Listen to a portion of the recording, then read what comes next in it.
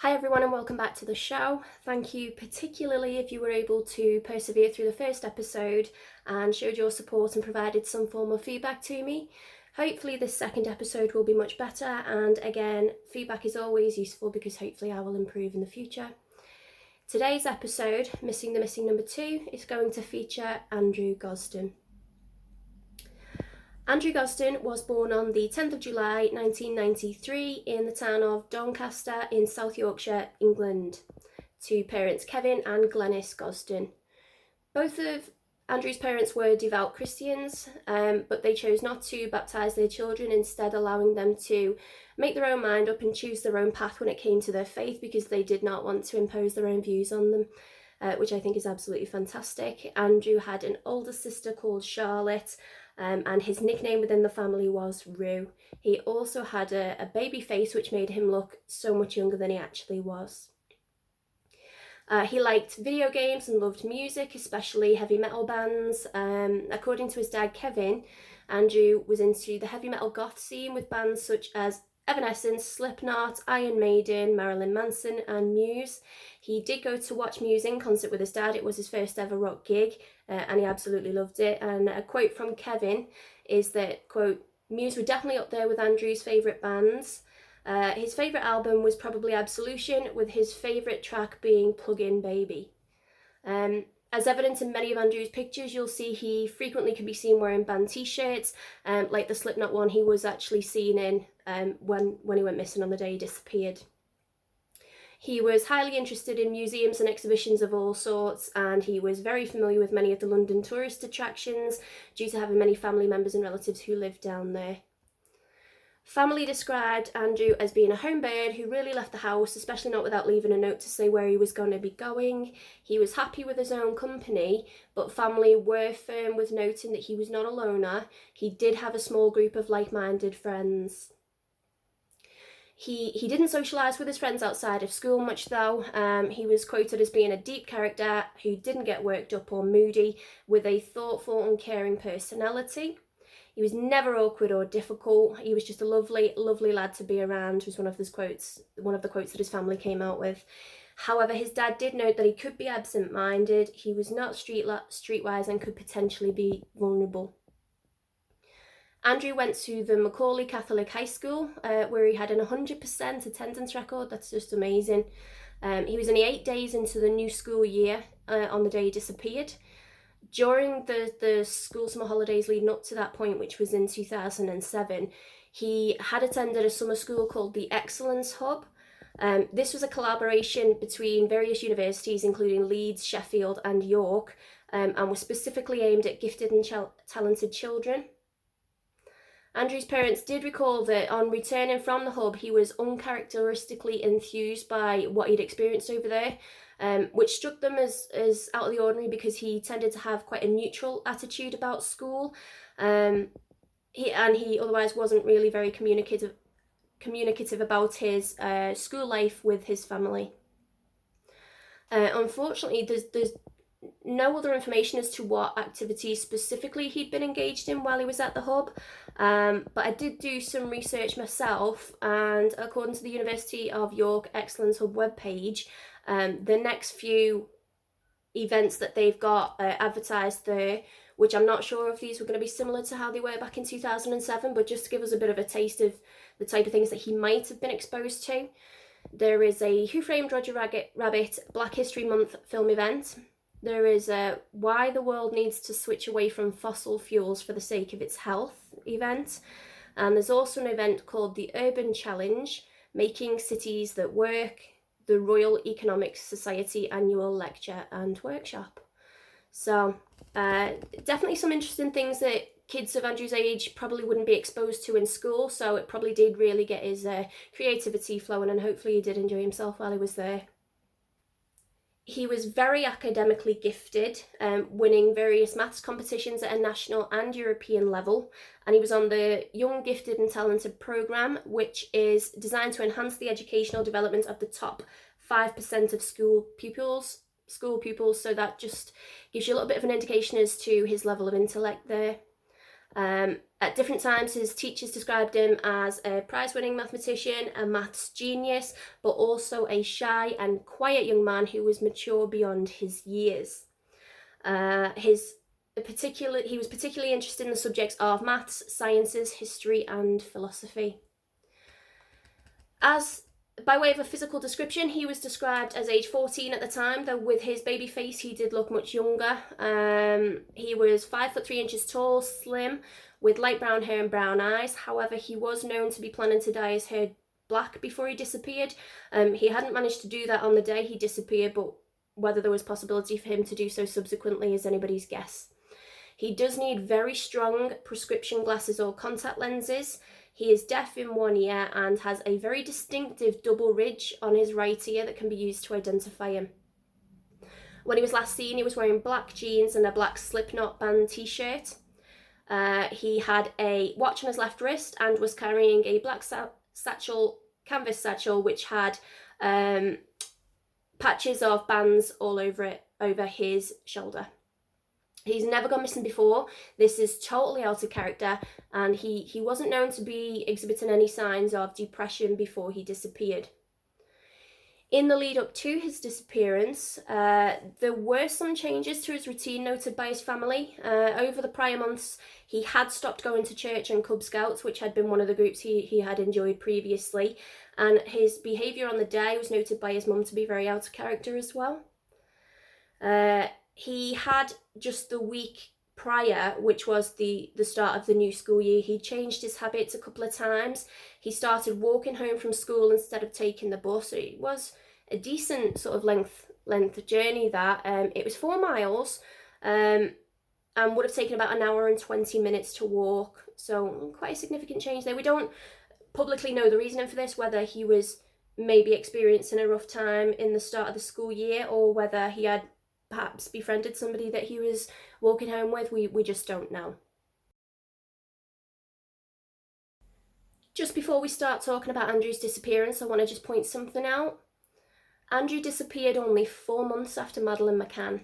And if you can imagine the extent of the publicity that Madeleine McCann received, for every person that knows of Maddie's disappearance, you'll probably find 100 that have no idea that Andrew was also missing and has been for all of this time. So that's just really sad.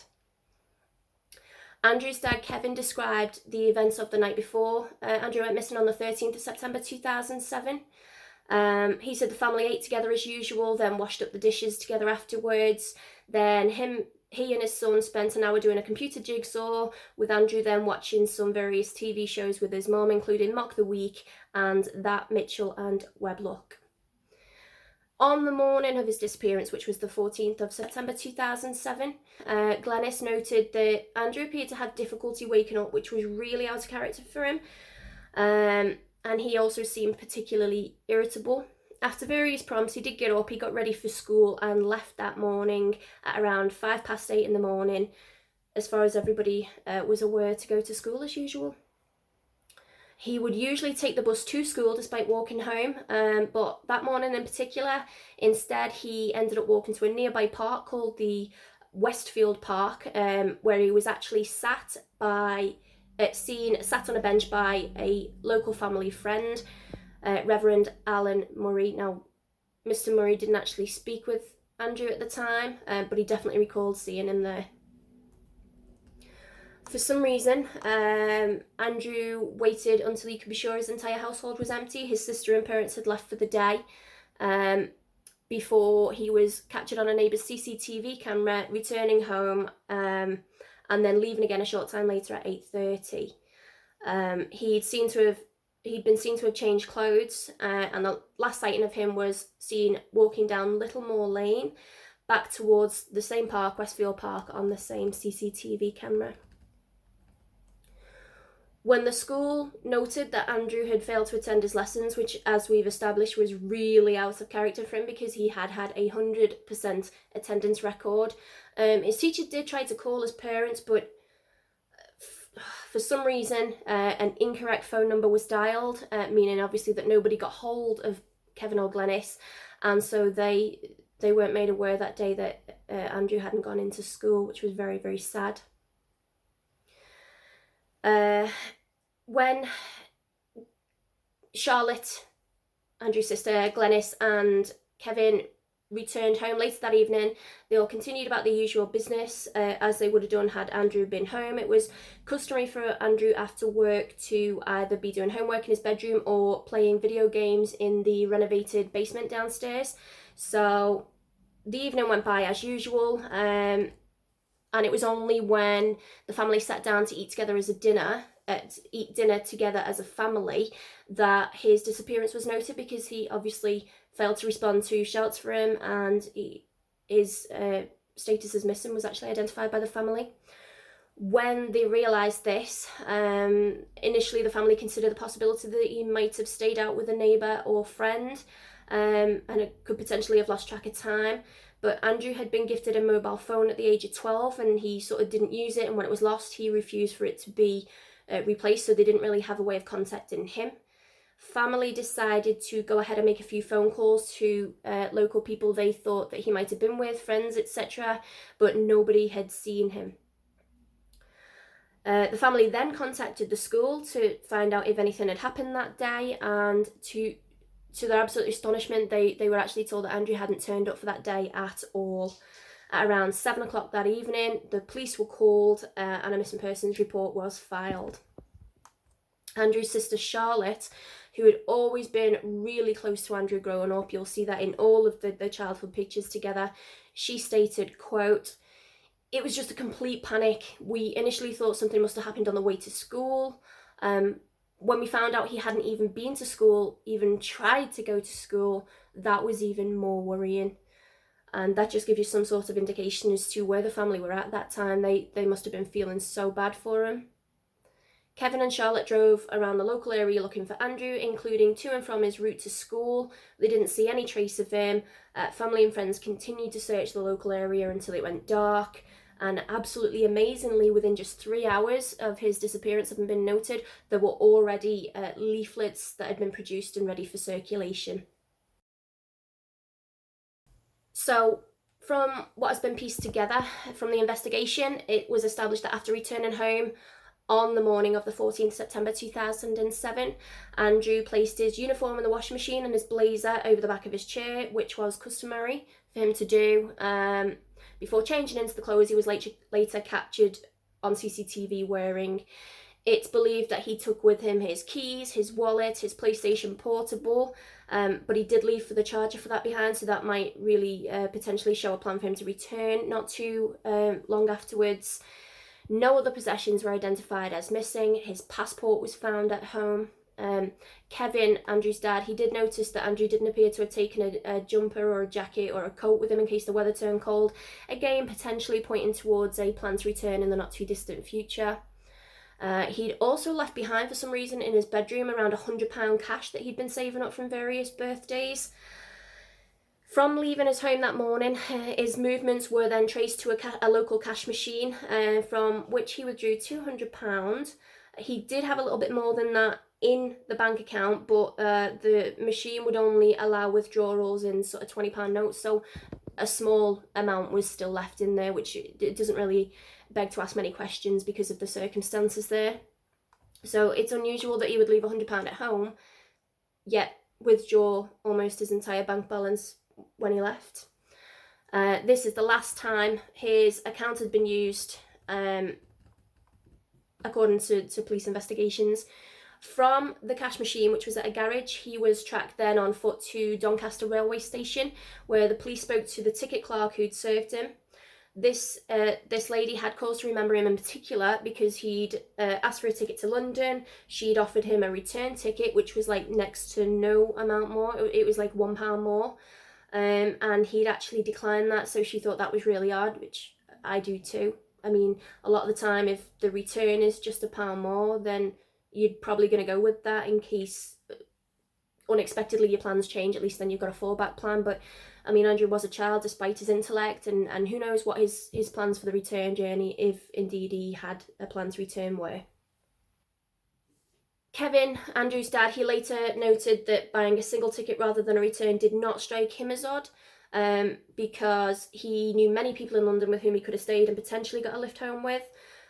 He His parents, in fact, had just a matter of weeks earlier in the summer holidays suggested that Andrew go to visit his grandmother down in London and stay there, but at the time he said that he didn't want to go.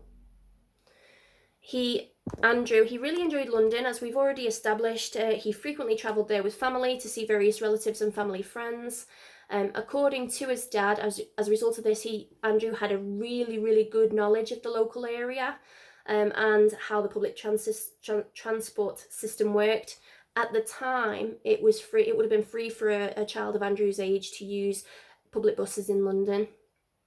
From there, it was established that by witnesses, Andrew got the 9:35 a.m. GNER train alone to London King's Cross Station. One woman reported that she'd sat next to him, and he was a quiet lad who was just totally engrossed in his PSP. The train that Andrew was on would pull into London King's Cross Station at around 11:20 that morning, and South Yorkshire Police would much later release CCTV footage from that station showing Andrew leaving the main entrance of the station at 11:25 a.m. on the 14th of September 2007. There have been absolutely no confirmed sightings of Andrew after this one, very sadly. The first weekend after Andrew's disappearance, police searched the bushes near the family home in Doncaster but found nothing. I think this was probably before they realised he was seen getting the train to London. And unfortunately, Kevin, Andrew's dad, was initially suspected as having prime involvement with his son's disappearance. Whilst it is common for the perpetrator in these cases, assuming something had happened to Andrew, to have been known by and close to the individual, there was no evidence to suggest that, and obviously subsequently there was a lot of evidence to dismiss that, and it had ended up having a really negative toll on Kevin, which was just really sad. Days later, the family, when the lead was uncovered down in London, they travelled down to London. They handed out flyers and posters anywhere they thought that Andrew might have had an interest in visiting, particularly all the various museums and exhibitions that London is known for. Initial searches were focused on the Chislehurst and Sidcup areas, where his relatives would have been, but no trace of Andrew was ever found there.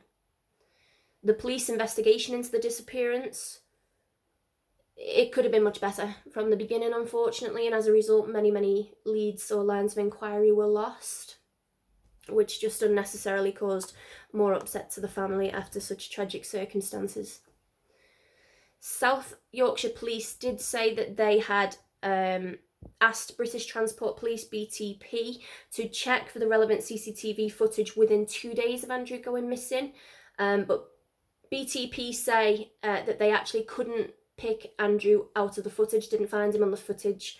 Now, whilst I can really appreciate the need for authorities to delegate tasks to those in a better position to undertake them, in this case, that would have been BTP. Now, when you don't receive a satisfactory response, I just can't understand why you would wait 3 weeks either to have that retasked to be checked again, or to take matters into your own hand and check again, especially when we know full well from these circumstances that Andrew was actually on that train. He was seen by various people. We know that, so he was obviously going to be on that footage somewhere.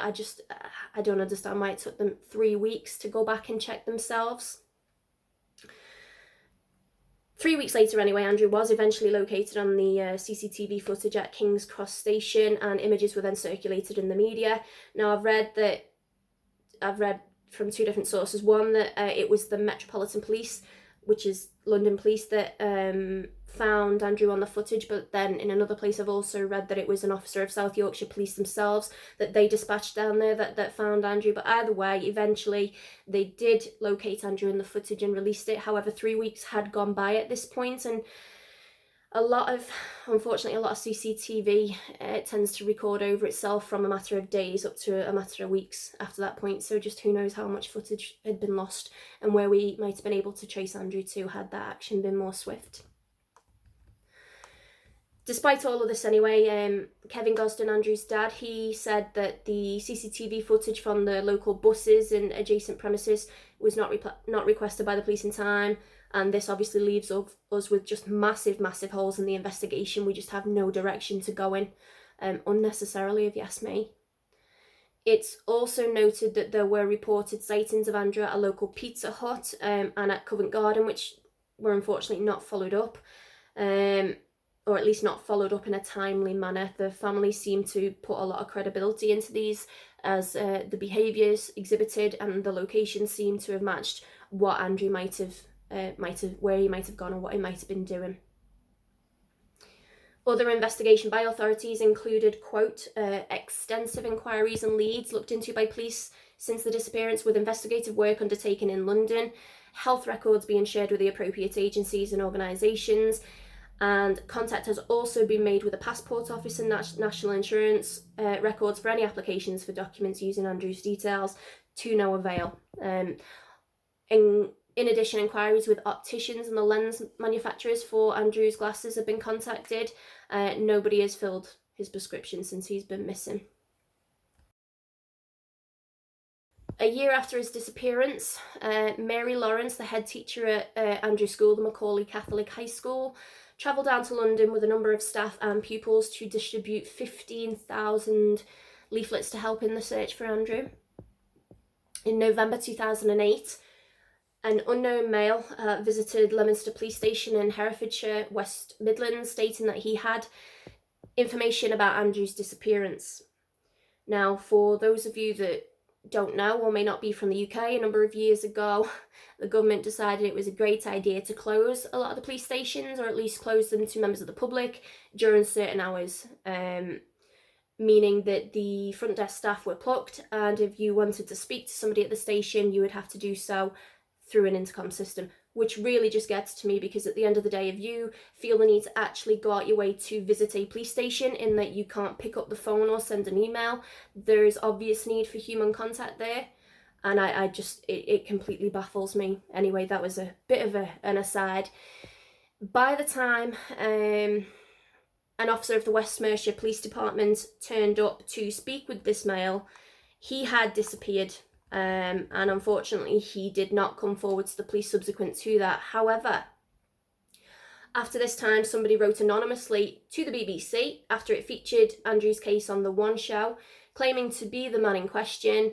He provided details of a possible sighting of Andrew in Shrewsbury in November 2008, but neither this nor confirmation as to whether this was the same individual as the one that attended the police station initially has actually been confirmed. We just don't know whether that was a viable lead lost, or whether somebody had just gone really far out the way to do a hoax, basically.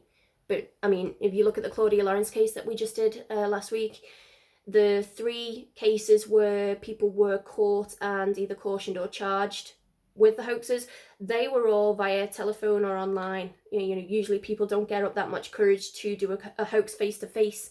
So I just find that really baffling. I really, really do. In September the following year, 2009, to mark the 2nd year of his disappearance, Andrew's family released age-progressed images of what he might look like at age 16. The following November, Kevin appealed to the gay community to help find his son, considering the possibility that Andrew might have been struggling with his sexuality and didn't feel like he could come out to his family given the religious environment that he was raised in. However, just on a personal note, I think if his parents were, despite his parents' religion, they were wise enough not to force their religion on their children. And that leads me to believe it was a very open household. And I'm not really sure why Andrew might have felt that there would be a lot of judgment from it. However, I must say, obviously, I don't know Andrew, I don't know the family, and I have no idea. Maybe that was a topic of contention in the family, who knows. On the matter, an article in Pink News dated the 20th of November 2009 claims, quote, children who are gay or lesbian are much more likely to run away than those who are heterosexual. However, not only do they not cite the source for this, I've looked around myself, and further research conducted by the Missing People UK charity actually states, quote, research conducted by the Children's Society in 2005 suggested that 25 to 30% of missing young people may identify as LGBTQ. Despite this data indicatively demonstrating that LGBTQ young people may be more at risk of running away, there has been very little subsequent research conducted to provide accurate and up-to-date estimates of the scale of LGBTQ young people going missing. So obviously there is an acknowledgement that that may be the case, but certainly no hard evidence of that fact. The paper then goes on to say that one study of young runaways aged between 16 and 34 indicates that in nearly half of the respondents' cases, bullying was a significant causal or contributory factor in their running away. However, there were absolutely no indications that Andrew had been subjected to any form of bullying prior to his disappearance. Either way, Kevin, Andrew's dad, stated, "We are a pretty open family, so I've wondered if he was gay or struggling with his identity, I would have found it so difficult to raise. If he is gay, we do not have an issue with it. He is loved unconditionally by both my wife and I and his sister, and the only thing that would await him if he returned or made contact would be a lot of missed hugs." In 2011, a sonar search of the River Thames from the Woolwich Barrier to Tower Bridge was conducted by a company called Liquid Vision, based in Yeovil. There are many different articles that differ on various points to do with this aspect of the search. Some say that human remains were found, whilst others claim only a vehicle and boat were found. Some claim that the Gosdens paid for the search, yet others cite generosity of the company and family friends. And furthermore, there's disparities as to whether or not the Gosdens were actually the first parents of a missing child in the UK to have this kind of a search conducted. So I'm not sure for all of those disparities, but either way, one powerful statement to come out surrounding this stage of the search for Andrew comes from his father, Kevin, who states, quote, "It was a friend who pointed out that when the good news for your family is an opportunity to perhaps find your child's remains and therefore have some closure, it places the rest of your life firmly in perspective." And I think that's something everybody can take from this. I think that really places everybody else's lives into perspective as well, and all the difficulties normal people face. You really got to be thinking about the bigger picture here. Everybody could be in an infinitely worse situation. The agreed on result of the search, though, was that no trace of Andrew was found in the river whatsoever, and Kevin again commented on the family's reaction to the news, saying, "We now at least know that Andrew's not a body in the Thames. It does not resolve the ongoing question of where he might be, but we can take encouragement from the idea that he is perhaps more likely to be alive." So hopefully that brought some form of comfort for the family. The following years were a roller coaster for the family and the investigation, in direct opposition to the prior statement that there was much hope that Andrew could still be found alive. In October 2007, the family originally requested, but it didn't materialise until the summer of 2011, a forensic psychology report from the police. Like I say, it eventually materialised in the summer of 2011, and sadly came to a conclusion that the family had already strongly considered the fact that Andrew had probably passed away by this time. Nevertheless, in 2016, Andrew's parents, Kevin and Glenys, they appealed for information on BBC's Panorama. In 2017, to mark the 10th anniversary of Andrew's disappearance, Missing People UK made Andrew the face of their Find Every Child campaign, which featured on billboards and advertisements all up and down the country. And this was huge. I mean, I remember seeing it absolutely everywhere. And, obviously I was made up. It brought attention not just to the Missing People UK charity, not just to the fact that there are so many missing people, but Andrew's face, I just remember seeing it absolutely everywhere. I mean, I don't think there's one person that didn't see it. And so it's really, really sad and unusual that nobody's come forward, and we're still no further along now than we were then in identifying what happened to him or where he is. In September of the same year, South Yorkshire Police announced that they were launching a fresh appeal, and Mick Neville, who was the retired head of the London's Metropolitan Police Service, He believed that there are similarities between Andrew's case and that of another gifted maths student who disappeared just 10 months after, in August of 2008, 16-year-old Alexander Slowly. And another really disturbing point made by Mick Neville is that, I mean, there is a Regent's Canal is in the general vicinity, but Neville has stated that, quote, it's unclear whether this was ever dredged or checked. How can the police not know if the river was ever checked? Unless Mick had potentially already retired by this time, and then obviously he wouldn't have had access to that information. But I find that really, really bad. In June 2018, it was revealed that somebody had reported an online conversation with an individual by the username Andy Roo, Andrew's childhood nickname within his family, who claimed that their boyfriend had left them and they needed £200 for rent. When money was offered, the user said they didn't have a bank account as they'd left home when they were 14. So obviously quite some significant similarities there, but despite police investigation, this person remains unidentified. So once again, we don't know if this was a legitimate lead or a sad hoax, or just something really coincidental.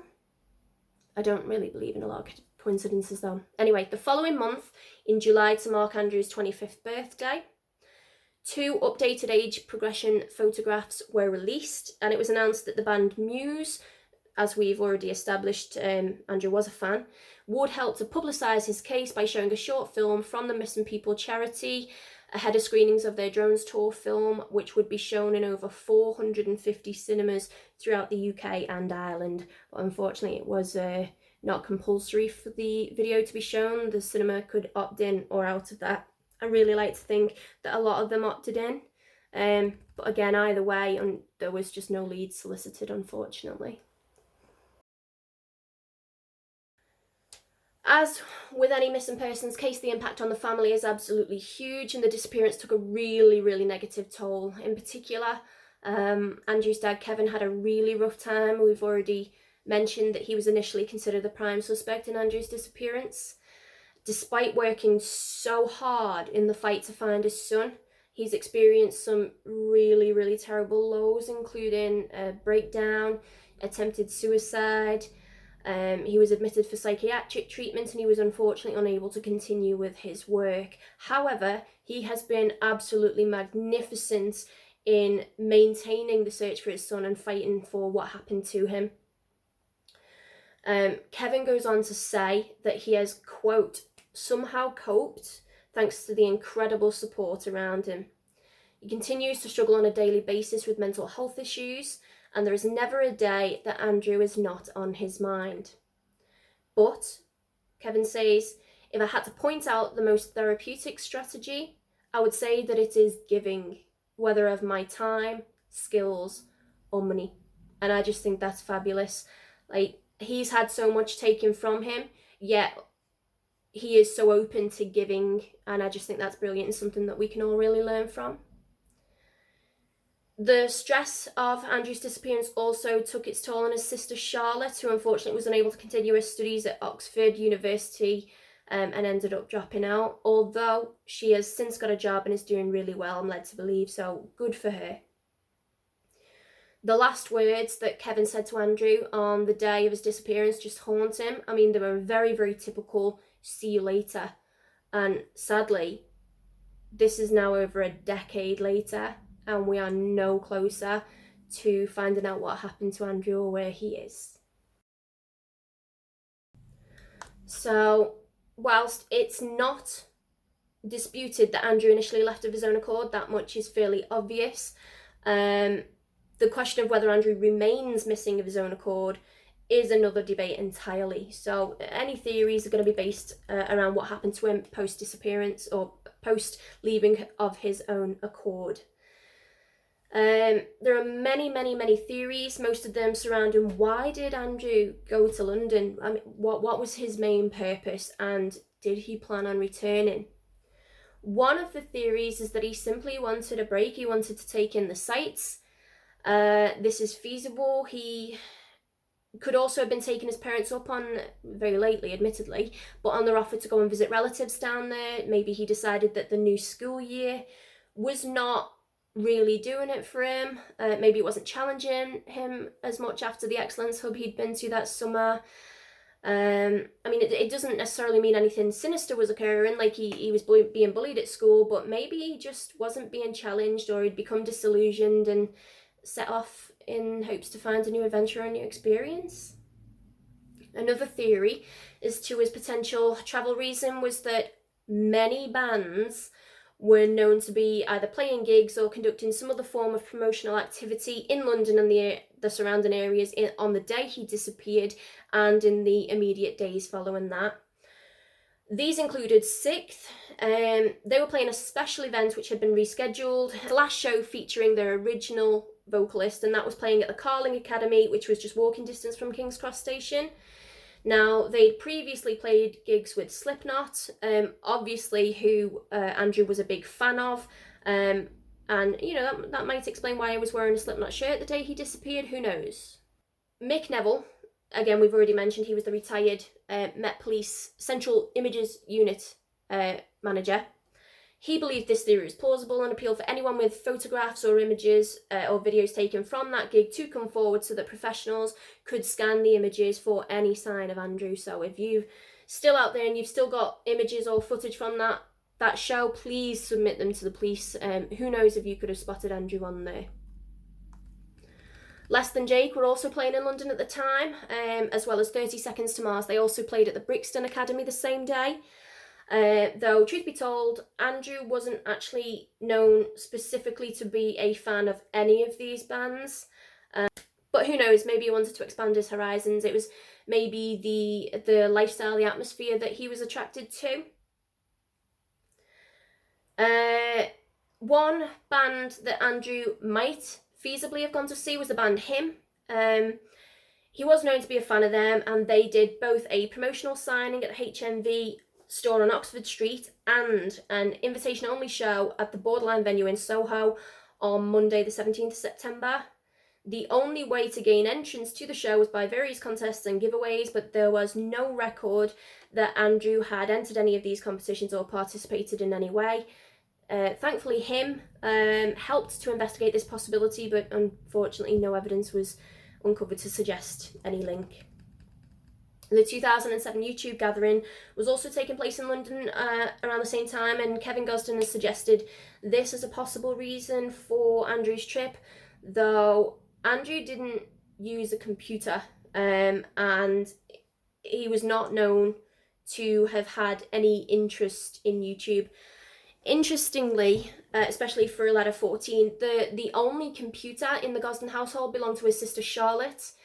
She'd only had it for 8 weeks, and Andrew was not known to use it. He didn't have any social media. He didn't have an email address, apparently.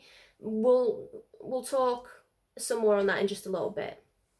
While his family are generally of the belief that Andrew did not just run away, never to get back in touch with them again, they've explored both sides of the scenario, basically. His mother, Glenys, has noted that potentially he couldn't cope with the idea of a future hemmed in by GCSEs and A-levels. Quote, he didn't want to be pigeonholed, and suggesting that, quote, he wanted to step outside of it all, almost as though he was taking an early gap year. But again, this suggests that it was a short-term thing, not going missing forever. You know, maybe he needed to go and find himself. He was incredibly intellectual, and it's not a very glamorous thought of the next few years being cooped up in school doing exams. So, you know, maybe there was a strand of truth to this, who knows. It's also possible that Andrew had taken the trip specifically to meet with someone, but there was no evidence of this when police investigated his online footprint. We've discussed the only computer available at home. Sony also confirmed that there were no linked accounts with his PSP. Even school equipment was analysed, and I do think it would be easy for somebody of Andrew's intellect to hide most of an online footprint from his family. But with the amount of extensive research that was done, investigation by police and people who are able to dig deeper, I believe evidence of this would likely have been found by now if there was any. So it looks like that led nowhere.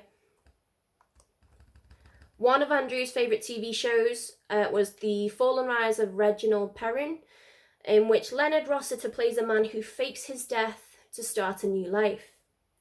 In 2009, Kevin Gosden speculated, quote, did he decide to do the Reginald Perrin thing and just reinvent himself? Or was there something troubling him that he thought he couldn't tell us? In my heart, I still think his disappearance was a spur-of-the-moment thing. And I'm inclined to believe that somebody of Andrew's intelligence, if it was a longer term thing, he probably would have put a lot more planning into it. You know, he would have taken the £100 from his home. He might have left a note. There's just various actions that he could have taken had he thought about it a lot more. So maybe he just woke up on the wrong side of the bed that day and decided on a whim he was going to go to London and watch a gig. Who knows? There were 122 possible sightings of Andrew reported from all over the UK in the first year alone since he disappeared, with 56 coming from the London and Brighton areas alone. There were a few credible sightings within the first week, according to the family, who, as we've discussed, believe the most plausible to be at the Pizza Hut on Oxford Street, which was just an hour's walk from King's Cross, on the day that he disappeared.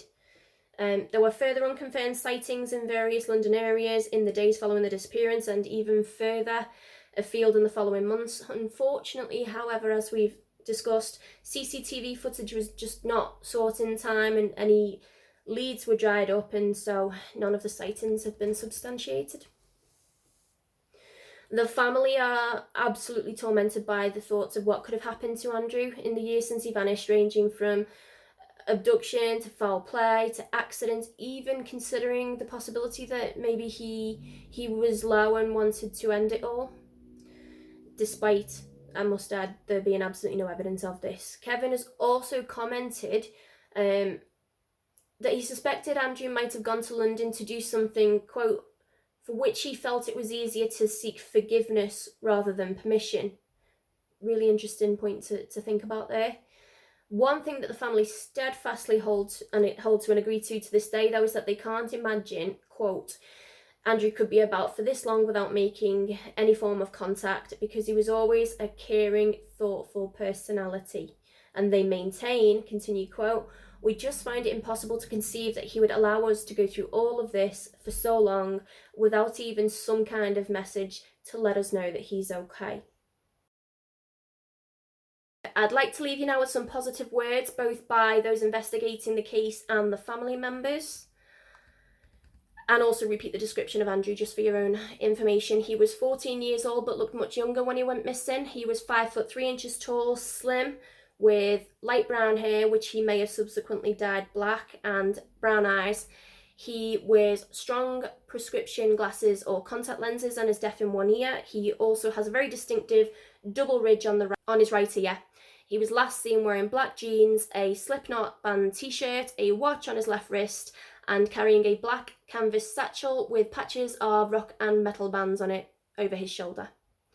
Anyone with information relating to the case is asked to call South Yorkshire Police on 101 if you're in the UK, or 0114 220 2020, quoting incident number 161 of the 13th September 2017.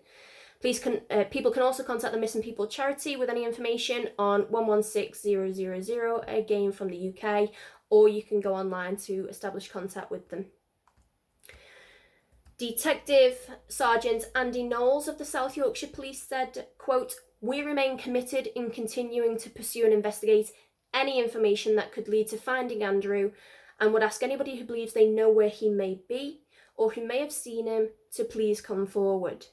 Police are also asking, quote, anyone who may be new friends, neighbours or workmates who believe they know a man that could be Andrew but are not aware of his past beyond the last few years to please come forward, and in addition any professionals including doctors, dentists, hospital workers who may have treated a man who has no records going back beyond the last 10 years, They could also hold information that proves vital to finding Andrew, and they are also asked to please make contact with the police at the aforementioned details. And also the police have a personal appeal for Andrew. Please contact the police completely confidentially and let us know you are safe and well, and we can reassure your family that you've come to no harm. Andrew's family have said, directed at Andrew, if you've got problems, we'd like to be able to have the opportunity to help with it. We love you, we care about you, and as a minimum, we just want to know that you're okay and happy. There is no problem making contact or coming back.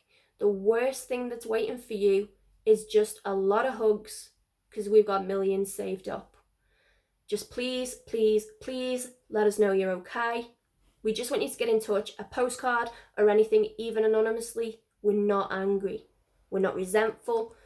And we just have so many hugs saved up for you. Let us know you're safe. You can even call the Runaway helpline on free phone 116 000 or for confidential advice and support, or just phone home. We love you and miss you.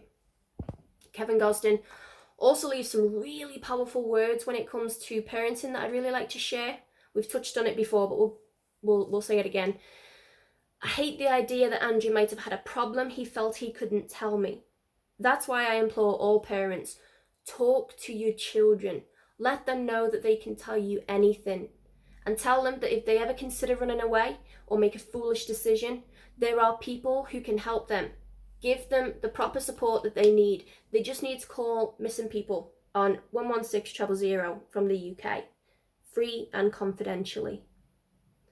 And finally, a letter directly written for Andrew from his family, which is posted on the Help Us to Find Andrew website, reads, Dear Andrew, we've all missed you so much since the day you left. Not a day goes by that you are not in our minds constantly. You were always so witty, polite, caring, and intelligent that we desperately miss your company. The same is true of all your friends and the thousands of people who have prayed for you and helped us to search for you. If you should ever read this or hear this, forget about any water under the bridge, and please have no fear about making contact with us. We do not care where you have been or what lifestyle you choose for yourself. We only want to know that you are safe and well, and to help and support you if we can. We remain as proud of you as we have always been and love you deeply. All our love, Dad, Mum, and Charlie. Kiss, kiss, kiss. In these cases, despite the darkness, I always like to look for and try and focus on any rays of light that are shining through. And in this case, there are certainly a couple. In addition to Muse and him's willingness to help out, in 2012, a local Kent businessman and a friend of the Gosden family called Barry Ford, he offered his Porsche in a bid to find out what happened to Andrew, quoting, "In the very earliest stages, I had hoped a reward scheme would assist, and to put a slight twist on this, I have decided to offer my car as an incentive, free of charge, to anybody who can offer Kevin and Glenn information which will determine Andrew's location. I still firmly feel that this situation will be resolved and the answer will be found either by accident or by design. Either way, I'm sure you will agree we will accept it from any source at any time." And Kevin responded to the gesture by saying, "I can't ever express the gratitude that somebody is prepared to do that for you."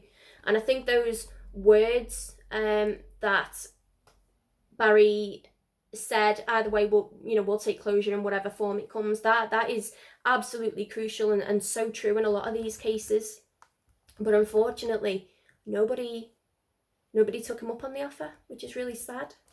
Another thing that I find absolutely amazing and that I've been pushing for myself for so long is that Andrew, Kevin's dad, is a massive supporter of the notfound.org web application. If you're not familiar with this, basically it is a free web app whereby whenever you reach an error 404 page not found web page, it will display a missing persons poster for you. And I just think that's absolutely phenomenal. It is a really innovative and creative form of technology. It's totally free and so many more people need to use it. I have put the link to that in the description box below. If you have a website, please, please, please install it. It's completely free and easy. And if you don't have a website, just let people know about it. The more people that know about it, the more people will use it, and the statistics speak for themselves. There are about 1.5 million websites in the world. On average, about 7% of visits to any given website reaches a 404 error page.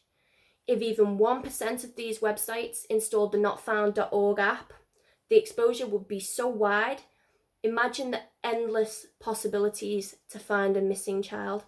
It's such an easy way to help. More than 92 million photos of missing children have been displayed at a rate of more than 42,000 per day.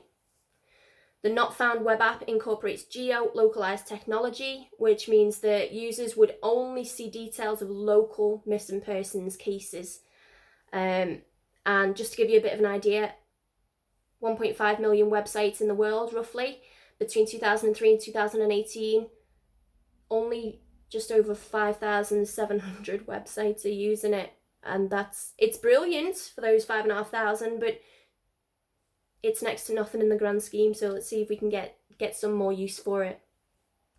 Another thing that the family have been pushing for people to use was, at the time, an app called Thunderclap. It works by sending out a synchronized post on the social media accounts of anybody who signed up to the project, basically giving a really good chance that you're going to go viral. I don't think Thunderclap itself is still going. I did a lot of research. The website's been taken down. However, I did find an alternative called Head Talker, which does the same thing. So I've included the link for that down below if you want to go check it out. Again, it's perfectly free, and the aim of going viral is not to be misused. It's obviously to get as much exposure as possible and raise as much awareness as possible in these types of situations. So that's another really, really great thing.